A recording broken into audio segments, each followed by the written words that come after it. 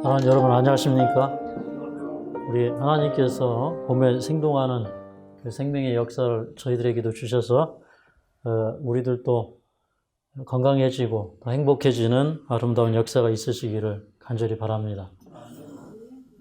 사람이 성숙해진다는 게 무엇인가 생각해 보니까 그것은 인생을 긍정적으로 보는 능력, 부정적으로 보지 않고 인생을 긍정적으로 보고, 그 다음에 우리가 그리스도 안에서 꼭 해야 될 것은 무엇이냐면 나와 다름을 포용할 수 있는 포용력이 중요하다고 생각을 합니다. 제가 이제 예수님 안에서 목회를 한다고 하면서도 불과 수년 전까지만 해도 제가 때때로는 남의 얘기를 좀 했던 것 같아요. 그런데 이제는 남의 얘기를 안 한 지도 꽤 되지 않았나 이런 생각을 합니다. 항상 이제 좋은 의미에서 이제 좀 권면을 하고 부득불 그렇게 할 수밖에 없었던 적도 있었던 것 같아요. 근데 이제 가급적이면 그것까지 안 하려고 했습니다.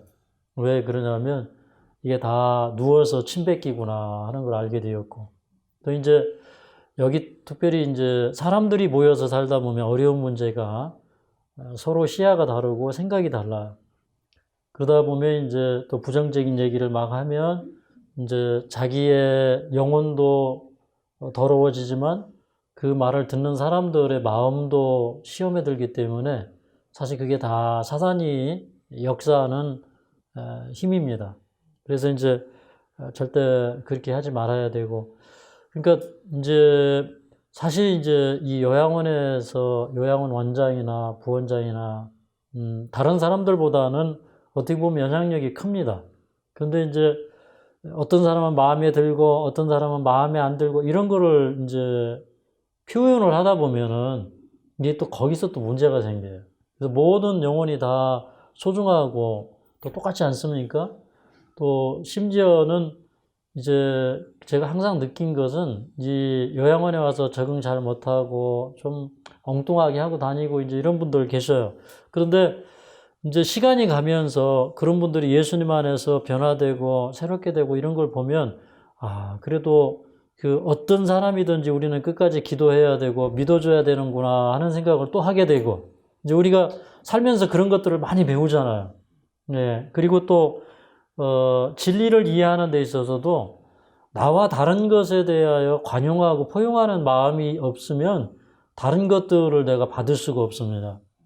아무리 그것이 구원 얻는 진리라 할지라도 나와 다른 것들에 대해서 포용하고 배우지 아니하면 우리는 진리를 이해하지 못해요. 그래서 오늘 이제 제가 여러분과 드리는 말씀도 제가 이스라엘 민족을 애굽에서부터 인도하신 그 하나님의 섭리에 대해서 살펴보면서 우리가 성경의 진리를 살펴보고 이해하고 그것이 우리의 인생의 나침판이 되도록 한다는 것은 대단한 일입니다. 그래서 저는 이제 하나님 말씀 한 말씀 한 말씀을 정말 양심적으로 살펴보고 또 증거하고 이렇게 하면서 여전히 저의 소망은 무엇이냐면 저는 저의 교단도 없고요. 제가 어떤 추종자들을 만들고 싶은 생각도 없고, 그냥 이 세상에 하나님의 진리가 드러나고 그 안에서 많은 사람들이 축복받고 구원 얻는 것입니다. 맞습니까? 하늘나라 가면은 성곽이 따로 없습니다. 우리 하늘에 이렇게 그 아름다운 새 예루살렘 성이 있고 하지만 이 사면에 문이 3개씩 다 있잖아요. 사방으로 다 뚫려 있잖아요. 그죠? 누구든지 들어가고 나갈 수 있는 곳이에요. 그렇기 때문에 이렇게 딱 폐쇄된 성곽이 없어요. 그렇지 않습니까? 그래서 우리도 그렇습니다. 우리도 이 세상에 태어나서 종교는 자유예요. 맞습니까? 내가 어떻게 믿고 내가 어떻게 깨닫고 내가 어떻게 살든지 그건 내 자유예요. 내가 천주교를 하든 장로교를 하든 어떤 교회를 하든 그건 내 자유예요. 그러나 그 속에서 그 길을 걸어가는 구도자들은 정말로 진리를 추구하고 진실해야 된다고 저는 생각을 합니다. 그런 의미에서 오늘 또 이 하나님의 말씀이 진실하게 우리에게 드러나게 되기를 간절히 바랍니다. 출애굽기 12장에 보면 이제 이스라엘의 그 유월절의 역사가 일어납니다. 그런데 이 출애굽의 역사를 통해서 순차적으로 7대 절기가 소개가 돼요. 네, 이제 유월절에 유월절 양을 잡고 무교절에 무교병을 먹고 쓴나물을 먹고 누룩을 제거하고 그 다음에 이제 요제절에 보리의 첫 수확을 드리고 그래서 예수님의 부활을 또 표상하고 그 다음에 이제 이 사람들이 무교절에 그래서 이제 무교절의 첫날과 끝날을 절기 안식일로 지켰죠. 무교절의 첫날과 끝날을 절기 안식일로 지켰는데 근데 그 무교절이 시작되는 날에 다시 말해서 그날은 이제 절기 안식일이고 제7일 안식일인데 그때 이스라엘 백성들이 애굽에서 나옵니다. 굉장한 의미가 있습니까? 왜 그러냐면 히브리서 3장 4장에서도 사도 바울이 신약 시대에 와서 그 이스라엘 백성들이 가나안 안식에 들여라고 했던 그 가나안 안식과 제7일 안식과 또 그 하나님의 안식 이런 것들을 계속 설명을 하면서 진정한 안식이 뭐냐? 그 진정한 안식에 들어가는 경험은 믿음과 순종으로 들어가는 것이다. 다시 말해서 성경은 죄 없는 거룩하게 되는 경험, 그 하나님의 안식의 경험, 하나님이 가지고 있는 안식과 평안과 행복과 축복을 누리는 그 경험, 그것이 이제 안식의 경험으로 설명을 하는데 그래서 이제 그 십계명을 다시 한번 신명기서 6장에 반복해서 주실 때도 하나님께서 내가 너희를 그 애굽 땅에서 인도하여야 되었지 않느냐. 그렇기 때문에 내가 너희에게 안식일을 지키라고 한다. 이제 이런 얘기들이 뭐냐면 이스라엘 백성들을 죄로부터의 자유, 속박으로부터의 자유를 얘기하고 있기 때문에 그렇습니다. 근데 이제 이 사람들이 우리 이제 출애굽기 12장에 보면 이제 제가 이제 오늘은 좀 제가 여러분이 성경 찾는 시간을 많이 못 드리겠습니다. 여기 이제 그 출애굽기 12장에 보면요. 이 사람들이 그 언제 나왔냐면 그 무교절에 나옵니다. 무교절에. 예.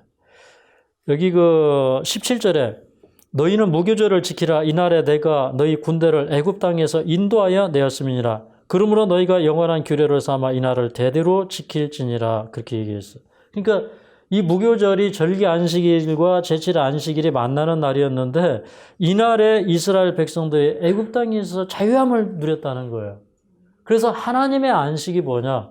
여러분 문자적인 날짜 안식일을 지키는 것도 의미는 있습니다. 예, 그러나 이제 주일을 지키는 사람들이 관습에 따라서 그날을 성별하는 것도 나쁘지 않아요. 그렇지만은 이제 제7일 안식일을 지킨다 할지라도 안식의 경험이 없는 안식은 뭐냐면 그건 아무 안식의 의미가 없어요. 그래서 성경에서 말하는 안식은 뭐냐? 결국에는 하나님의 안식에 들어가라는 거예요. 그 하나님의 안식이라는 게 뭡니까? 유대인들은 그 하나님의 안식에 들어가는데 실패했어요. 그래서 그날을 생명의 역사가 없는, 그래서 예수님은 사복음서에 안식일에 7번 병자를 고치는 일을 기록을 해놨습니다. 그러면서 이제 심지어는 그 안식일은 사람을 위해서 있는 날이고 안식일은 생명을 구원하는 날이라 그래서 우리 요한복음 5장에 보면은 38년 된 중풍병자에게 안식일 날 자기 누워있던 큰 거적자리를 들고 걸어가라 해가지고 퍼레이드를 시켜버렸어요. 유대인들이 성전으로 올라가는데 그 사람들이 성전으로 올라가는데 깜짝 놀란 것입니다. 어떤 사람이 안식일 날 뭐 하는 거예요 지금? 안식일을 범하고 있는 거예요. 그래서 그들은 안식일을 잘못 이해했어요. 그런 안식일이 아니고 뭐냐면 안식일은 죄에서부터의 자유요, 질병으로부터의 해방이요, 우리에게 구원의 경험이 바로 안식의 경험이라는 것을 얘기를 해준 겁니다. 근데 저는 이제 이 출애굽의 역사를 연구하면서 성경 속에도 놀라운 진리를 보게 됩니다.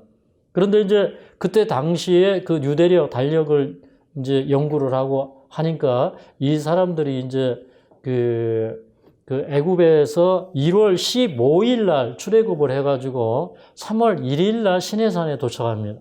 그런데 이 시내산에서 정말 역사적으로 지금까지 없었던 큰 그 축제라고 할까요? 어떤 그 행사가 이루어지는데 그 정말 기대해 볼 만합니다. 우리 출애굽기 19장으로 가도록 하겠습니다. 출애굽기 19장입니다. 여기 출애굽기 19장 1절을 좀 읽도록 하겠습니다. 시작. 이스라엘 자손이 애굽 땅에서 나올 때부터 제3월 곧 그때에 그들이 시내 광야에 이르니라. 여기 우리 성경에 제3월 곧 그때에 그들이 시내 광야에 이르니라. 그렇게 이제 얘기를 하고 있는데 제3월이라는 말 속에 초하루라는 말이 들어 있어요. 우리 보통 월삭이라고 그러죠. 그 월이 그 월삭을 얘기하는 초하루에. 그러니까 3월 1일 날 시내산에 도착을 했어요. 아비버 1월 15일 일요일에 그들이 이제 그 요제의 경험, 홍해를 건넜죠. 그리고 이제 14일에는 아까 제가 이제 14일 날 애굽에서 나왔다 그랬어요. 그죠? 그리고 이제 그다음에 이제 그들이 3월 1일 날 시내산에 도착을 했는데 이 3월 1일은 보니까 이제 그 아비월이 1월 달이 30일까지 있어요. 그리고 이제 뭐 2월 달 이렇게 계산을 또 해보니까 2월 달이 그 29일까지 있고 그다음에 이제 이 사람들이 시내산에 45일째 되는 날 도착을 했는데 이날이 3월 1일이에요. 요거 달력을 이렇게 그려가지고 쫙 맞춰보면 여기에 딱 떨어집니다. 그래서 제가 이 달력을 연구해서 구속의 드라마 성소라는 책을 써놨기 때문에 여러분들이 그 책을 보면은 이제 그 성소 진리를 연구하면 좋은 것이 무엇이냐면 여러분 이 세상에 이제 예언을 해석하는 갈래도 너무 여러 가지라서 어떤 게 진짜 예언 해석인지를 몰라요. 근데 요한계시록 자체가 성소를 배경으로 쓰여져 있기 때문에 이 성소 진리를 얘기하면 성경의 모든 진리들이 그냥 이렇게 관통해서 열립니다. 저는 이제 그런 진리를 좀 여러분이 원하면 좀 소개하고 싶은 그런 마음이 있어요. 근데 이제 45일째 되는 날 화요일에 도착을 합니다.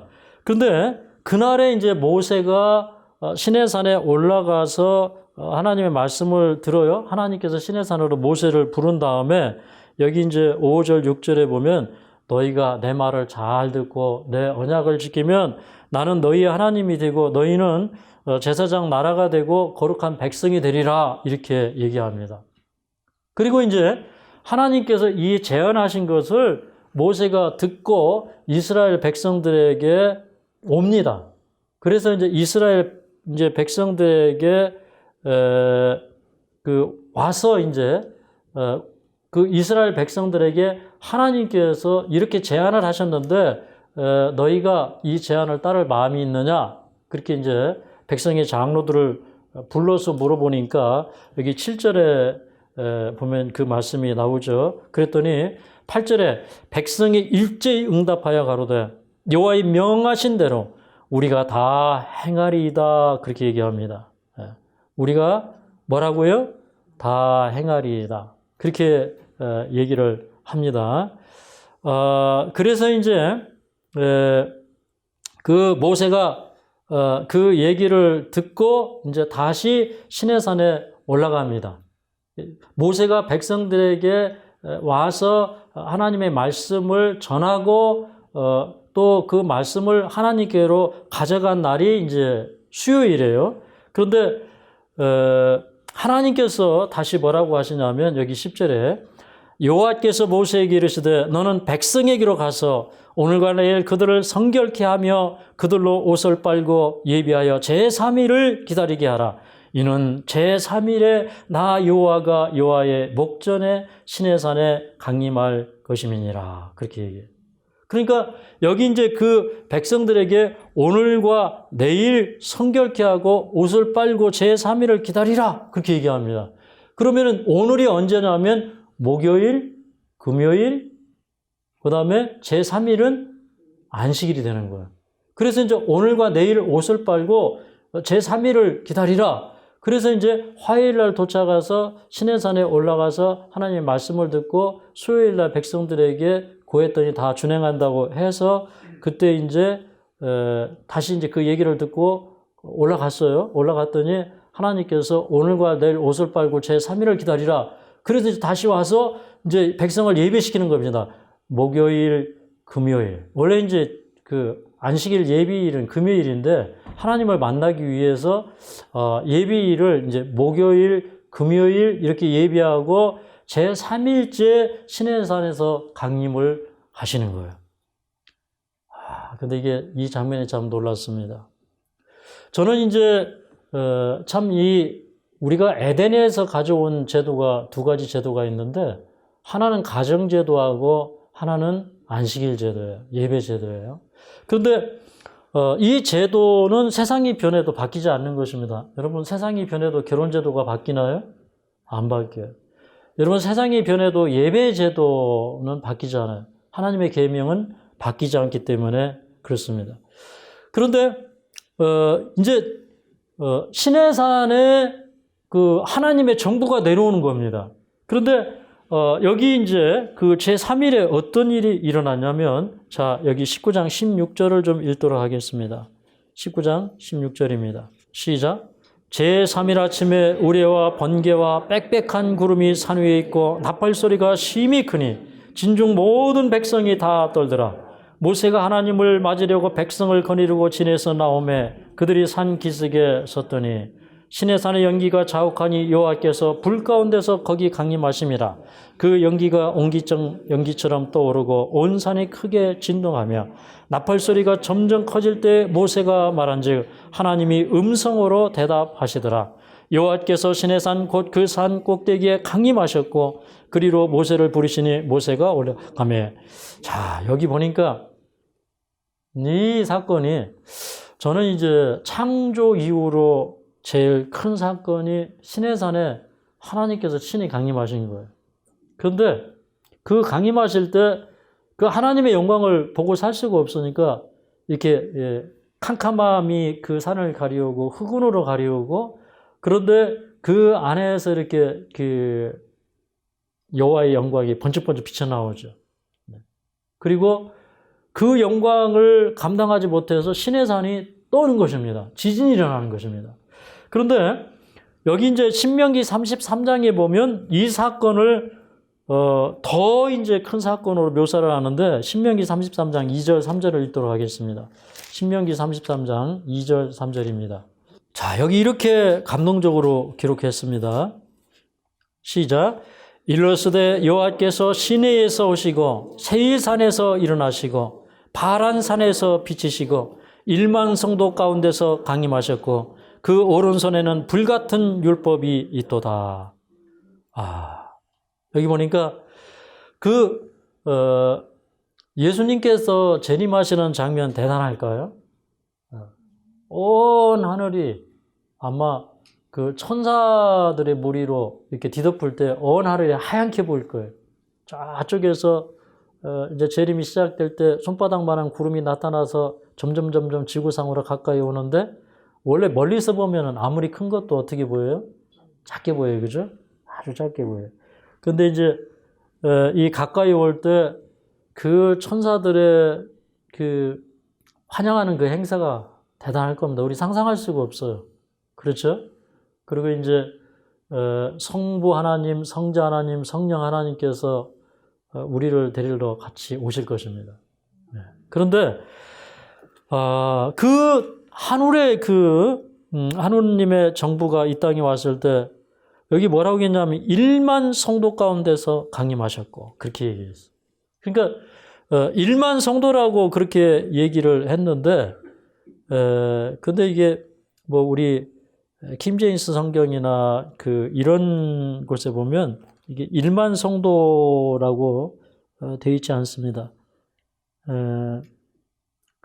이것은 이제 그 많은 수많은 천사들을 표현하는 이제 이런 표현인데, 그러니까 하나님의 정부가 내려올 때 그 많은 이 천사들을 대동하고 이렇게 오셨고, 그 다음에 오른손에 뭐가 펼쳐져 있었냐면 불같은 율법이 있도다. 그러니까 시내산에서 그 이스라엘 백성들에게 하나님께서 그 안식일에 오른손에 율법을 펼치시고 설교하신 거예요. 그게 뭐냐면 십계명이에요. 십계명을 반포하시고 십계명을 가르쳐 주신 거예요. 그래서 3절에 뭐냐면 여호와께서 백성을 사랑하시나니 모든 성도가 그 수중에 있으며 주의 발 아래서 앉아서 주의 말씀을 받는도다. 아멘입니까? 예. 이 사건을 조금 더 우리가 확대해서 보려면 히브리서 12장에 보면 22절에 이런 말씀이 있어요. 너희가 이른 곳은 시온산과 살아계신 하나님의 도성인 하나님의 예루살렘과 천만 천사와 하늘에 기록한 장자들의 총회와 교회와 만민의 심판자이신 하나님과 및 온전케 된 의인의 영들과 새 언약의 중보이신 예수와 및 아벨의 피보다 더 낫게 말하는 푸린 피니라. 너희는 상가 말하신 자를 거역하지 말라. 땅에서 경고하신 자를 거역한 저희가 피하지 못하였거든. 하물며 하늘로 쫓아 경고하신 자를 배반하는 우리일까 보냐. 그때에는 그 소리가 땅을 진동하였거니와 이제는 약속하여 가라사대 내가 또 한 번 땅만 아니라 하늘도 진동하리라 하셨느니라. 그러니까 그때 땅이 한번 진동한 것은요, 앞으로 우리가 그 하나님의 시온산과 새 예루살렘 또 장자들의 총회 거기에 들어갈 것에 대한 하나의 모형적이고 표상적인 사건이었어요. 그것을 이제 실제로 완성하시기 위하여 주님은 하늘과 땅을 진동시키면서 두 번째 오실 것입니다. 아멘. 그래서 이제 그때에 그 새 예루살렘 그 정부가 이 땅에 내려왔던 거예요. 근데 사실은 그 새 예루살렘 그 안에 누가 들어가야 됩니까? 거기에 하나님의 왕국에 우리가 들어가야 그게 궁극적으로 완성되는 왕국이 되는 것이에요. 이런 사건들을 보면은 참 그 구속의 그 역사에 하나님의 그 타임 스케줄이죠. 타임 스케줄에 보면은 이 모든 그 구속의 이정표가 이렇게 들어있어요. 그 출애굽을 통해서 한 백성을 하나님께서 마지막 시대에 세상에서 어떤 방법으로 불러내어서 구원을 어떻게 경험시켜 줄지 예언 연습을 다 시켜놨어요. 그래서 우리가 이제 성경의 예언을 보는 지혜가 그래서 필요합니다. 근데 이제 그렇게 이제 율법을 반포하시고 그렇게 하시고 그 다음에 이제 여기 이제 19장으로 다시 돌아가 보면요. 하나님께서 모세를 다시 이제 산으로 부르십니다. 산으로 부르시는데, 모세가 이제 그 하나님의 말씀을 듣고 다시 이제 시내산으로 올라갑니다. 여기 출애굽기 24장을 좀 보도록 하겠습니다. 출애굽기 24장. 이제 이스라엘 백성들이 이제 광야에 와서 이제 첫 번째 그 안식일을 지킨 거예요. 그날이 이제 49일째 되는 안식일이었습니다. 그 다음에 이제 50일째 되는 날, 어떤 일을 행하였냐면, 여기 24장 9절에 보니까, 모세와 아론과 나답과 아비후와 이스라엘 장로 70인이 올라가서 이스라엘 하나님을 보니 그 발 아래에는 청옥을 편듯하고 하늘같이 청명하더라. 하나님이 이스라엘의 존귀한 자들에게 손을 대지 아니하였고 그들은 하나님을 보고 먹고 마셨더라. 그렇게 얘기합니다.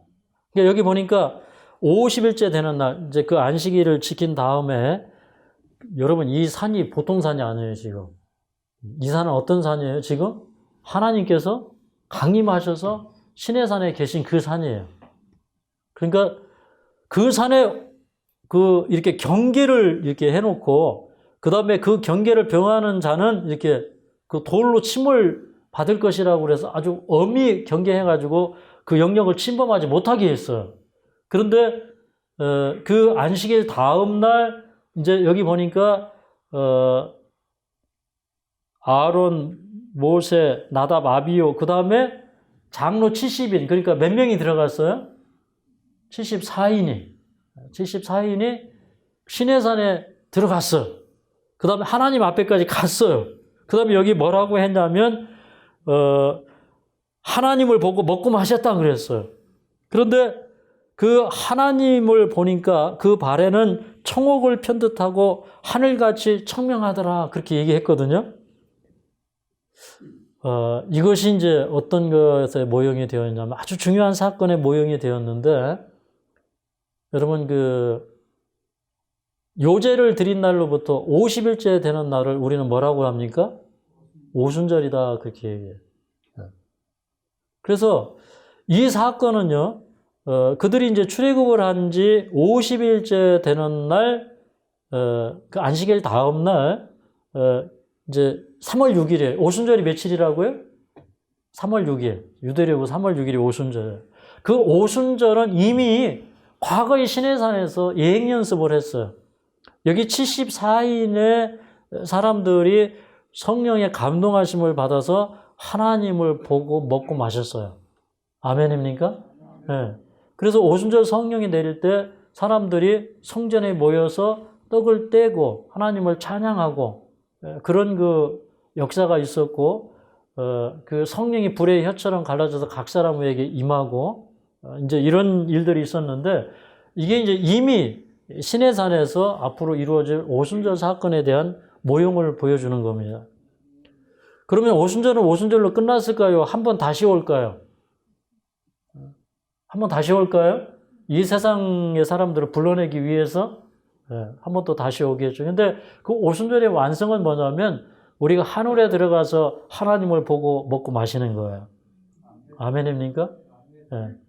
그 다음에 이제 그 16절에 보면, 24장 16절에 보면 하나님께서 모세를 다시 부르셔요. 네. 모세를 특별히 따로 부르셔서 모세가 6일 동안 산에 머무르다가, 여기 16절을 좀 함께 읽어보도록 하겠습니다. 16절. 24장 16절 시작. 여호와의 영광이 시내산 위에 머무르고 구름이 6일 동안 산을 가리더니 제7일에 여호와께서 구름 가운데서 모세를 부르시니라. 또 모세가 하나님을 만나러 들어가는데 이날이 언제예요? 제7일에. 그러니까 제7일에 그 시내산에서 강림하셨고, 그 다음에 그 다음 안식일에는 모세를 불러서 모세와 특별한 미팅을 따로 하셔요. 시간 속의 지성소인 그 안식일 속에서. 그리고 모세가 산으로 불어 올림을 받은 다음에 성소제도를 쭉 주셔요. 공간 속의 지성소인 성소제도를 또 주시는 겁니다. 근데 이제 참 이렇게 시내산 강림을 안식일에 하셨는데, 근데 사도행전 1장에 보면요, 그 예수님께서 승천하실 때 어느 날 승천하셨을까요? 예수님 어느 날 승천하셨어요? 여러분, 예수님이 일주일 중에 어느 날 승천하셨을 것 같아요? 한번 예상을 한번 해보세요. 잘 모르시겠어요? 우리 사도행전 1장으로 가서 한번 보고 가도록 하겠습니다. 사도행전 1장. 사도행전 1장 9절을 좀 읽도록 하겠습니다. 사도행전 1장 9절. 이 말씀을 하시고 이 말씀을 마치시고 저희 보는 데서 올리워 가시니 구름이 저를 가리워 보이지 않게 하더라. 자, 12절을 함께 읽겠습니다. 사도행전 1장 12절. 시작. 제자들이 감람원이라는 산으로부터 예루살렘에 돌아오니 이 산은 예루살렘에서 가까워 안식일에 가기 알맞은 길이라. 예수님 언제 승천하셨어요? 안식일날. 강림은 또 언제 하셨어요? 안식일날. 이걸 보니까 예수님이 혹시 또 재림하실 때 안식일에 오실 수도 있겠다 이런 생각은 들어갑니다. 이건 그냥 제 생각인데 뭐 그럴 수도 있겠다 이런 생각이 들어가요. 왜 그러냐면 구속의 역사에 있어서 이게 안식일은 굉장히 중요했다는 것입니다. 근데 이제 뭐 말이 나온 김에 제가 사도행전을 폈으니까 조금 보고 넘어가도록 하겠습니다. 근데 이제 우리가 이제 이런 의문을 하나 갖게 됩니다. 그러면 그 예수님이 승천하신 초대교회는 도대체 안식일을 지켰을까? 이제 주일을 지켰을까? 사실은 뭐 안식일도 로드스데이는 여호와의 날은 역시 주일도 안식일도 주일이라고 부르는 것이고 그 다음에 그 야훼의 날 여호와의 날을 신약에서는 아도나이 그래가지고 그 주라고 그랬지. 여호와를 주라고 아도나이로 불렀어요. 그래서 이제 그것을 우리가 주의 날이라고 이제 똑같이 서로가 이제 뭐 안식일이든 주일이든 다 주의 날이라고 지금 부르는 명칭은 똑같은데 그런데 이제 이 신학 교회가 어떤 날을 지켰을까? 사도행전 13장 14절에 보니까 사도행전 13장 14절에 보니까 저희는 버가로부터 지나 비시디아 안디옥에 이르러 안식일의 회당에 들어가 앉으니라. 그래서 여기 보니까 이제 바울과 바나바가 그 기름을 받고 특별한 사명을 위해서 이제 파송되고 그들이 어디로 갔냐면 비시디아 안디옥에 가서 안식일의 회당에 들어가 앉았다는 기록이 있고 그 다음에 이제 그 16장으로 한번 가보겠습니다. 16장 11절에 보니까 드로아에서 배로 떠나 사모드라게로 직행하여 이튿날 네아폴리로 가고 거기서 빌립보에 이르니 이는 마게도니아 지경 첫 성이요 또 로마의 식민지라 이 성에서 수일을 유하다가 안식일에 우리가 기도처가 있는가 하여 문밖 강가에 나가 앉아서 모인 여자들에게 말하더니 그렇게 해서 세워진 교회가 빌립보 교회예요. 여러분 빌립보 교회에 보내는 편지가 무슨 복음서예요? 빌립보서죠. 빌립보 교회가 안식일을 지키던 그 교회입니다. 그 다음에 17장으로 가도록 하겠습니다. 17장. 저희가 암비볼리와 아볼로니가로 다녀 데살로니가에 이르니 거기서 유대인의 회당이 있는지라 바울이 자기 규례대로 저희에게로 들어가서 새 안식일에 성경을 가지고 강론하며 뜻을 풀어 그리스도가 해를 받고 죽은 자 가운데서 다시 살아야 할 것을 증명하고 그러니까 여기 보니까 데살로니가 교회가 또 어떤 교회였어요? 안식일 교회. 데살로니가 전서 후서가 그게 그 데살로니가 교회에 보내는 편지예요. 여기 뭐라고 그랬어요? 새 안식일에 성경을 가지고 강론했다. 이제 아까 그러면 유대인들을 위해서 갔느냐? 근데 뭐라고 했냐면 여기는 바울이 자기의 규례대로. 그래서 바울은 안식일을 지키는 사람이었어요.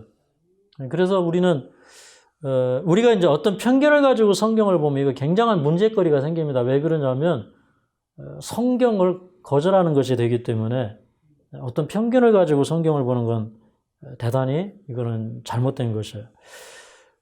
그 다음에 이제 교회가 없는 그 빌립보 교회가 문밖 강가에 나가서 예배드리다가 거기서 자주장사 누디아를 만나고 해서 시작된 것이 가정 예배소로 시작된 것이 바로 빌립보 교회예요. 그 다음에 18장으로 가겠습니다. 18장으로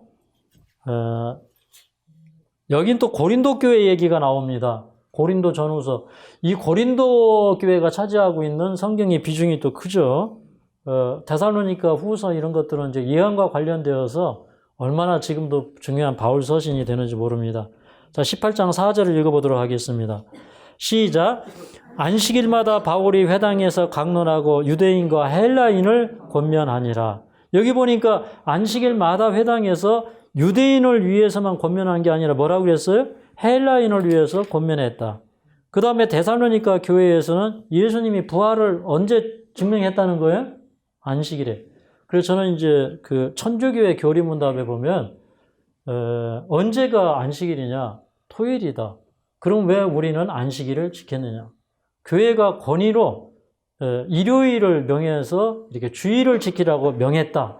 저는 그 역사적인 사실이 옳은 증거라고 생각을 합니다. 그래서 이제 사실은 이제 일요일 제도는 사람이 만드는 제도요. 안식일은 하나님께서 만든 제도입니다. 그래서 뭐 이제 이런 부분들 여러분 고민해 보십시오. 저는 이제 중3 때 이런 그 성경에 대한 진리를 깨달은 다음에 저는 뭐 그렇게 오래 걸리지 않았어요. 이런 진리를 깨닫는데. 제가 한 번 쭉 한 40분 설명 듣고 나니까 옳아요. 그래서 이제, 제가 그때부터 이제 이 안식일을 인정하게 되었는데, 근데 이제 제가 초교파라고 하는 것은 이것입니다. 저는 또 일요일에 또 예배를 또 드려요, 여기서. 왜 그래요? 주의를 지키는 사람들을 위해서. 또 주의를 지키는 사람들의 관습을 존중하는 것도 중요하다고 생각을 합니다. 뭐 천주교인들이 드리는 어떤 관습이나 이런 것들도 이제 그들의 종교로서 존경받아야 된다고 생각을 합니다. 그러나 우리가 성경을 바로 알고 이거는 인간의 전통이고 이건 성경의 전통이다.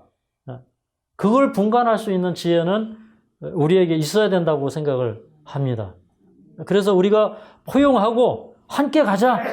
왜? 하늘에 가면 돼요. 구원 받으면 돼요. 그렇지 않습니까? 그러나 진리에 대해서는 우리가 정직하고 솔직해야 돼. 그래야 죽을 때 편안하게 죽어요. 제가 진리를 잘못 증거하면 죽을 때 절대 편안하지 않습니다. 하나님 만날 것이 두려워요. 자, 오늘 이제 다시 오늘 조금 더 본문에 있는 말씀을 보고 이제 마치도록 할 텐데 우리 출애굽기 32장으로 가도록 하겠습니다.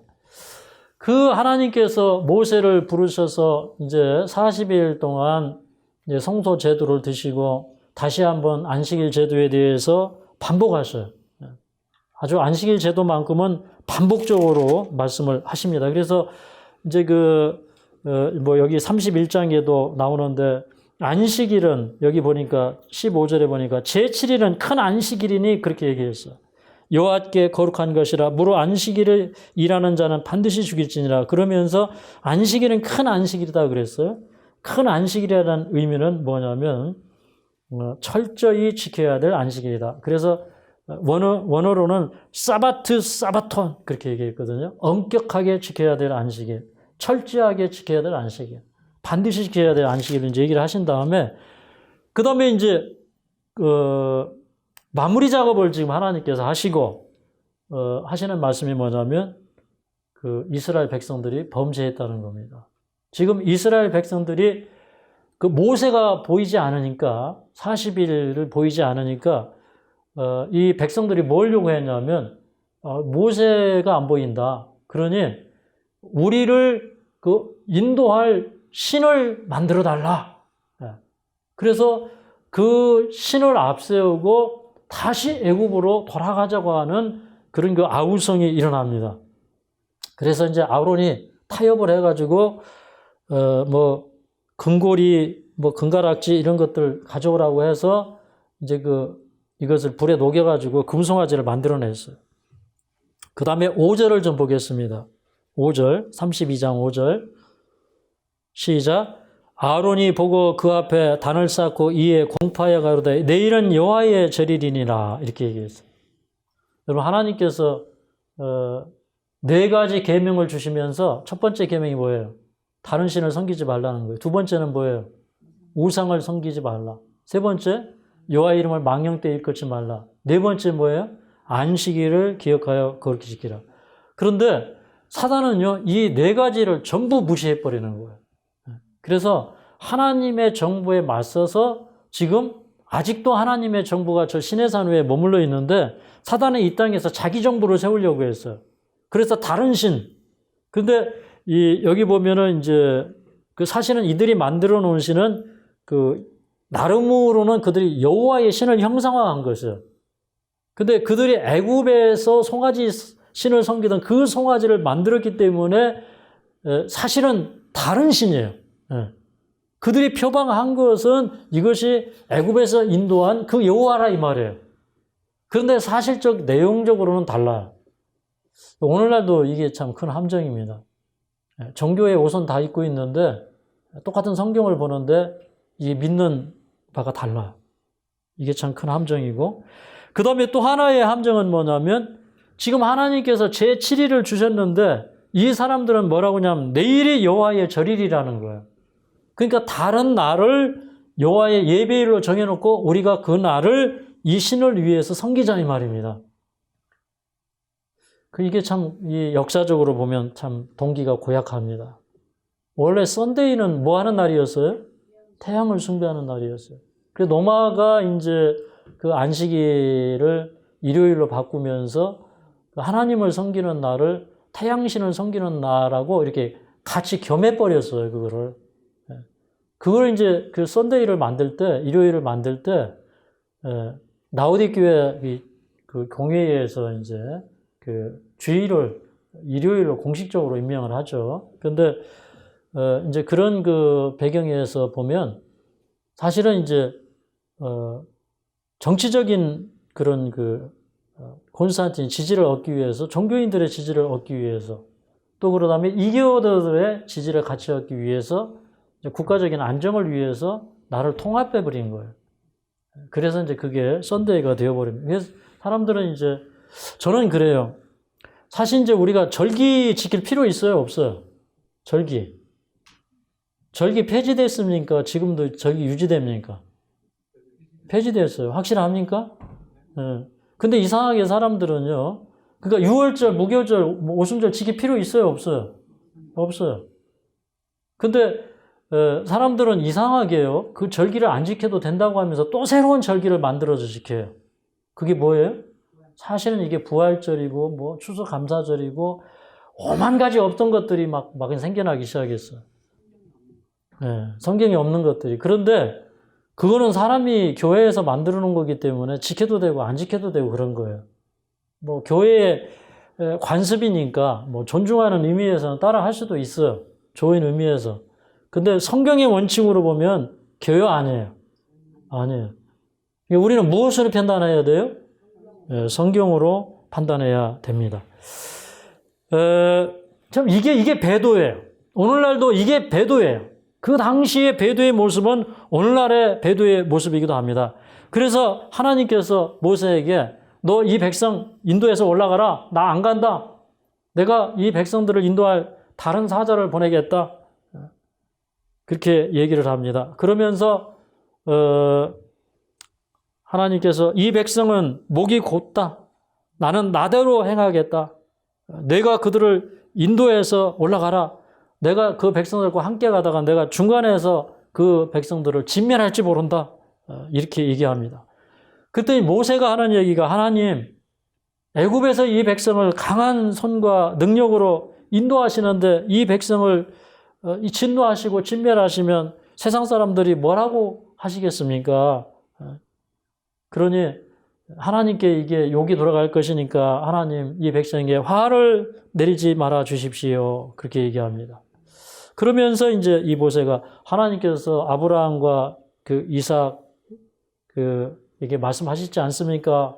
내 백성이 하늘의 별들과 같이 많게 되리라 하셨는데 그런 하나님의 약속이 어떻게 성취되겠습니까? 하고 모세가 하나님 앞에서 중보하고 하나님을 설득합니다. 그래서 이제 14절에 보니까 여호와께서 뜻을 돌이키사 말씀하신 화를 그 백성에게 내리지 아니하시니라 그렇게 얘기했어요. 그러니까 하나님께서는요, 다른 신 가운데서 계실 수도 없고 또 다른 예배 가운데 계실 수가 없어요. 이 사람들은 송아지 만들어 놓고요, 다른 예배의 날 만들어 놓고 섬겨요. 하나님 거기 계시겠다고 그랬어요? 못 계시겠다고 그랬어요? 못 계시겠다고 그랬어요. 사람이 만들어낸 종교 하나님 인정하실 수 있다고 그랬어요? 못한다고 그랬어요? 못한다고 그랬어요. 그래서 이제 이 모세가 이제 그 얘기를 듣고 이제 내려오죠. 내려오는데 내려와서 보니까 백성들이 지금 뭐 하고 있어요? 지금 19절에 보니까 경배 댄스 하고 있어요. 송아지와 춤추는 것을 보고 지금 모세가 어떻게 했다 그랬어요? 대노했다. 그 예배가 잘못되면 이게 댄스가 돼요. 그래서 우리 그 경배 댄스하고 그 예배를 위한 찬양하고 좀 구별해야 될 필요가 있다고 저는 생각을 합니다. 세상적인 음악, 무슨 뭐 락풍에다가 공장작자 이게 락풍이잖아요. 그죠? 예? 그 고급풍이죠, 고급풍. 예? 뭐 저도 옛날에 기타 쳐봐가지고 다 알아요. 그런 왈츠풍, 고급풍, 무슨 댄스풍, 이거 다, 옛날에 다 서양에서 술집에서, 그 다음에 그런 그 타락한 태폐 문화에서 시작된 거, 이게 다 카바레 문화가, 그 음악 문화가 거기서 다 그런 문화가 시작이 된 거예요. 그걸 교회 안에 들어와가지고 경배 댄스하고 저는 이거 맞지 않다고 생각해요. 제가 왜 예배 드릴 때 경건하게 부르는지 그것도 제 나름대로의 이제 신조인데 저는 하나님 앞에 우리가 경건해야 된다고 생각을 합니다. 자, 그런데 이제 그 백성들이 언약을 깨트렸어요. 그래서 하나님이 친수로 기록한 두 돌비를 모세가 진노하면서 깨트렸어요. 맞죠? 네. 그러니까 그런 언약은 사실 하나님이 깬 거예요? 사람이 깬 거예요? 사람이 깬 거예요. 그래서 이제 아론을 책망하고 송아지를 그냥 갈아가지고 갈아 마시게 해버렸어요. 그죠? 갈아 마시게 해버렸어요. 아주 그 송아지 하나님 미워하십니다. 그죠? 그런 제도, 인간이 만드는 인간이 만드는 제도, 인간이 만든 예배일, 하나님 제가 볼 때는 미워하십니다. 그리고 이제, 그 모세가 이제 다시 한번 이제 개혁을 일으키기 위해서 어떻게 하냐면, 자, 여호와의 편의 선자들 나와라! 그랬더니 그때 누가 몇 명이 나왔어요? 뭐 몇 명이 나왔다고는 여기 기록되지는 않았어요. 그죠? 이제 나왔어요. 그 다음에 또, 회개하지 않고 완고한 자들이 남아 있었어요. 네. 그러니까 대부분의 사람들은 비록 범죄했지만 자기 죄를 뉘우치고 버렸기 때문에 그날에 레위인들이 칼을 차고 가서 그 형제를, 그 아들을 이렇게 쳐서 도륙했다고 그랬는데 여기 뭐라고 했냐면 29절에 그들이 여호와께 헌신했다 그랬어요. 헌신했다. 어떤 때는요, 이게 신앙이 안 맞으면 참 헌신의 필요가 있습니다. 그 신앙은 어떤 때는 참 냉정해요. 그죠? 그리고 가서, 이제 그렇게 하고 가서 모세가 하나님 앞에 가서 울부짖습니다. 그런데 하나님 합의하시면 저들의 죄를 사하여 주십시오. 하나님, 그렇지 않으시면 생명책에서 제 이름을 지워버려 주십시오. 이렇게 얘기합니다. 그러니까 모세의 참 이런 마음, 정말 백성을 사랑하는 마음, 참 대단한 마음입니까? 네. 자기 생명처럼 백성을 사랑하는 거예요. 그 마음이 사실은 중보자 되시는 우리 예수님의 마음입니다. 근데 하나님께서 여기 33절에 누구든지 내게 범죄하면 그는 내가 내 책에서 지워버리리라 그렇게 얘기합니다. 그러니까 우리가 예수님 믿으면 하나님의 생명책 이름이 다 기록되어 있어요. 근데 결국에는 우리가 하나님께서 기록하신 진리대로 믿지 아니하면요, 그 이름이 기록된다, 지워진다. 지워지는 거예요. 이스라엘 백성들이 다른 신 섬기고 다른 날 지키고 이게 범죄 아니에요. 범죄예요. 이제 하나님께서 다시 한번 모세에게 얘기합니다. 나는 너희와 함께 올라가지 않겠다. 내가 같이 가다가는 도중에 너희를 진멸할까 한다. 그랬어. 그랬더니 모세가 정말 비통한 마음을 가지고 황송한 마음을 듣고 그 다음에 내려와서 백성들에게 단장품을 제거해버립니다. 그러니까 단장품 뭐 제거했다는 거예요? 귀걸이 빼고 팔찌 빼고 그거 갖다가 조금 아까 뭐 했어요? 좀 아까 송아지 우상 만들었어요. 그러니까 우리가 하나님께서 우리에게 치부하라고 주신 거 우리 잘못하면 그걸 가지고 뭘 만들어요? 우상을 만들어요. 그러니까 하나님을 믿는 사람은 이렇게 치부하고 살면 안 돼요. 사실은 단장품도 안 하는 게 아름답습니다. 그렇습니까? 금속은 몸에 붙이면 몸에서 미세조제가 다 빠져나가서 우리 인체의 그 질서가 흐트러져 버려요. 그래서 안 하는 것이 좋습니다. 그 다음에 여기 또 감동적인 장면이 나옵니다. 여러분, 이스라엘 진중에 성전이 있었어요. 성막이 있었어요. 그런데 이스라엘이 범죄하니까 하나님께서 이스라엘에게서 이렇게 떠나가는 모양새를 취하셔요. 그래서 이 성막을 어디다 갖다 쳤어요? 진 밖에다가 쳤어요. 그리고 모세가 이제 하나님을 만나러 들어가면 그러면 이제 그 이스라엘 백성들이 그 짐 바깥 회막으로 나아가서 이제 그 멀찍이 서서 이렇게 그 예배하고 그 다음에 모세는 여호와를 만나기 위해서 성막 안으로 들어갑니다. 그래서 여기 뭐라고 했냐면 여호와를 앙모하는 자는 다 진박 회막으로 나가며 이렇게 얘기했어요. 여기 이제 회막이라는 말이 7절에 2번 나오는데 이 회막이라는 말이 참 아름다운 말이에요. 회막이라는 뜻은요, 백성이 모이는 장소도 될 수 있겠지만 이 회막은 뭐냐면 하나님과 사람이 만남이 이루어지는 장소예요. 아멘? 우리가 성전에 오는 건 왜 오는 거예요?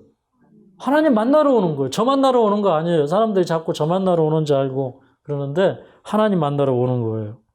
그 다음에 이제 그 모세가 회막으로 들어갈 때에 구름 기둥이 내려와서 회막문에 섰다 그랬어요. 그걸 보고 이스라엘 백성들이 그 앞에서 경배했어요. 이게 얼마나 눈물 나는 장면입니까? 하나님이 내가 너희와 함께하지 못하겠다. 하나님이 섭섭함을 드러내십니다. 진 밖으로 회막이 나갔어요. 그럴 때 모세가 나가면 이스라엘 백성들이 그 뒤를 따라가서 혹은 또 자기 장막문에서 그 회막을 바라봅니다. 근데 모세가 들어가서 하나님과 이야기할 때 다시 구름 기둥이 떠오르는 걸 보면은 구름 기둥이 떠올랐다고 하는 게 그 회막에 이제 나타나는 거죠. 회막에 그 구름 기둥이 나타나면 그럼 그 구름은 무엇에 대한 상징이에요? 구름은 흔히 임재의 상징입니다. 그런데 그 안에 들어가서 모세가 하나님과 얘기할 때 모세가 친구와 대면해서 얘기하는 것처럼 그렇게 얘기했다는 겁니다. 그래서 그걸 보면서 참 모세의 마음이 예수님의 마음이고 우리도 모세의 마음을 가져야 됩니다. 그러니까 온 백성이 다 범죄했지만 그러나 이 모세의 마음은 뭐냐면 하나님의 말씀대로 지시하신 그대로로 따르고자 하는 마음이에요. 근데 진리를 수호하는 마음이에요.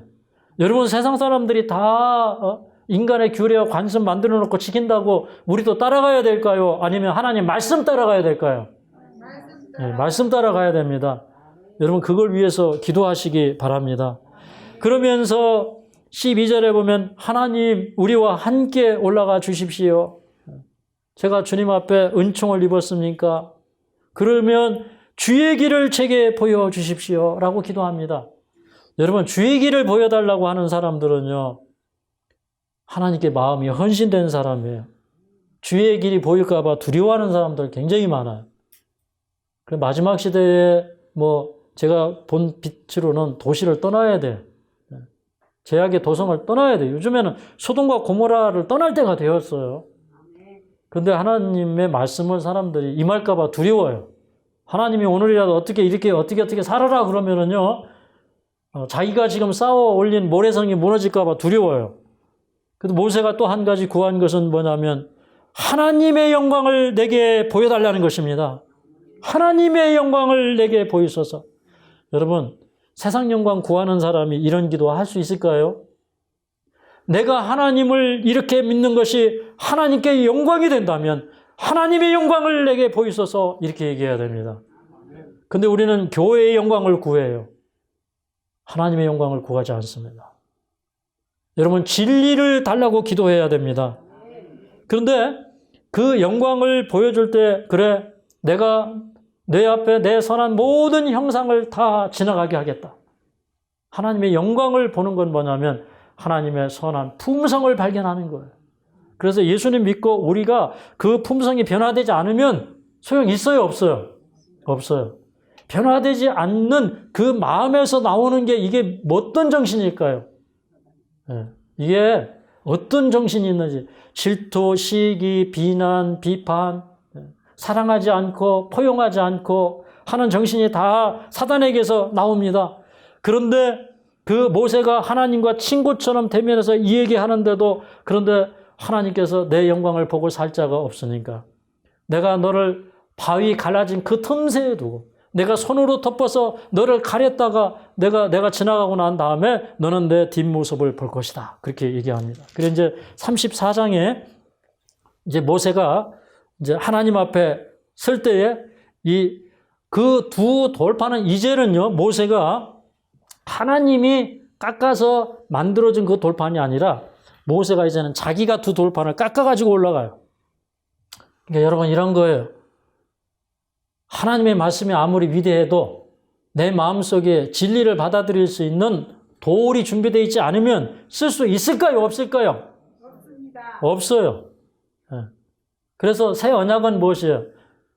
히브리서 10장 16절에 그날 이후로는 내 법을 너희 마음에 두고 너희 생각에 기록하리라. 예. 우리는 마음의 돌비를 준비해야 돼요. 하나님의 말씀을 순종할 수 있는 주의 길을 제게 보여주십시오. 주님의 영광을 제가 보여주십시오. 제가 주님께서 보여주시는 대로 행하겠습니다. 따르겠습니다. 배우겠습니다. 그게 우리에게 준비된 돌비예요. 아멘입니까? 그때 하나님께서 이 모세는 그 돌비를 가졌습니다. 그리고 모세를 이제 어떻게 하셨을까요? 갈라진 바위 사이에 집어넣어요. 그러니까 우리는 예수님의 그 십자가 희생을 통해서 구원받는 겁니다. 예수님의 심장이 찔리고 예수님의 심장에서 우리를 구원하시는 물과 피가 쏟아졌잖아요. 그 희생을 통해서 그 예수님의 희생으로 그 공로로 우리를 감싸주시고 우리를 구원하시는 거예요. 그러면서 여호와의 성품을 선포하십니다. 여호와로라 여호와로라 자비롭고 은혜롭고 노하기를 더디하며 인자와 진실이 많은 하나님이로다. 인자를 천대까지 베풀며 악과 과실과 죄를 용서하나 형벌받을 자는 결탄코 면제하지 않고 아비약을 자여 삼사선까지 보응하리라. 이 말씀 참 우리가 더 명상해야 될 말씀입니다. 예수님 어떤 분이냐면 악과 과실을 용서하는 분이에요. 맞습니까? 네. 그런데 용서받지 못할 죄도 있어요. 자기 길을 끝까지 고집하는 사람들은 용서 못 받아요. 맞습니까? 송아지 만들어 놓고 다른 절이 섬기고 자기 길을 가는 사람들, 여호와의 영광을 구하지 않는 사람들, 이 사람들 용서 받는다고 그랬어요? 못 받는다고 그랬어요? 못 받는다고 그랬어요. 자, 오늘 이제 이 말씀을 보면서 저는 이런 말씀을 좀 드리고 싶습니다. 우리가 살아가는 모든 날 동안에 우리는 마치 계단을 올라가는 것 같아요. 진리는 이렇게 계단을 올라가는 것 같아요. 어제 내가 깨달았던 진리가 오늘 새로워지고 오늘 알지 못했던 진리가 내일 깨달아져요. 그래서 우리는 어떤 사람들이냐면 이 값진 진주를 사는 사람들이 되어야 됩니다. 내가 가진 건 모든 것을 다 팔아서 진주를 사는데 한 번 샀으면 돼요. 매일 사야 돼요. 매일 사야 돼요. 우리 마음에 굴복이 필요하고 우리가 진리를 사모하는 마음이 필요합니다. 오늘 이 드린 말씀이 여러분의 살아가시는 내내 평생에 기감이 되고 또 정말 보석과 같은 진리가 되시기를 간절히 바라면서 말씀을 마치겠습니다. 예수 십자가의 흘린 피로써 그대는 씻기어 있는가 더러운 죄 회개하는 능력을 그대는 참 의지하는가 예수의 보혈로 그대는 씻기어 있는가 마음속에 여러 가지 죄악이 깨끗이 씻기어 있는가 주 예수와 밤낮으로늘 함께 그대는 행동을 하는가 아무 때나 어디든지 그대는 십자가 붙들고 있는가 예수의 보혈로 그대는 씻기어 있는가 마음속에 여러 가지 죄악이 깨끗이 씻기어 있는가 주 예수 다시 올 때 그대는 영접할 예복이 있는가 그대 몸은 거룩한 그 성전에 들어갈 준비가 됐는가 예수의 보혈로 그대는 있는가 마음속에 여러 가지 죄악이 깨끗이 씻겨 있는가 죄에 더러워진 예본 지금 나와서서 샘물같이 솟아나는 보혈로 눈보다 더이게 씻으라 예수의 보혈로 기대는 씻기어 있는가 마음속에 여러 가지 죄악이 깨끗이 씻기어 있는가.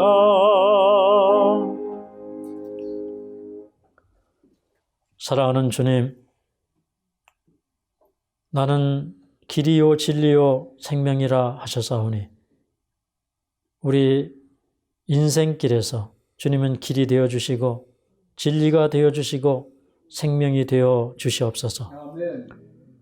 저희가 하나님을 바르게 섬기기를 원합니다. 바르게 믿기를 원합니다. 참으로 이스라엘에게 나타나셨던 그 신의 산에 오셨던 그 하나님의 역사를 그 감동적인 사건들을 우리가 잊지 않기를 간절히 원합니다. 하나님께서 이스라엘에게 주셨던 그 순수한 진리들을 우리가 계승하고 발전시키는 저희들 되게 하여 주시옵소서. 참으로 백성을 구원하기 위하여 자기의 생명을 아무것도 아닌 것처럼 그렇게 내놓을 수 있었던 그런 모세와 같은 심령이 우리의 마음이 되기를 원합니다. 하나님 앞에 자기의 생명을 내어놓고 울부짖었던 그 심령이 우리의 심령이 되기를 간절히 원합니다.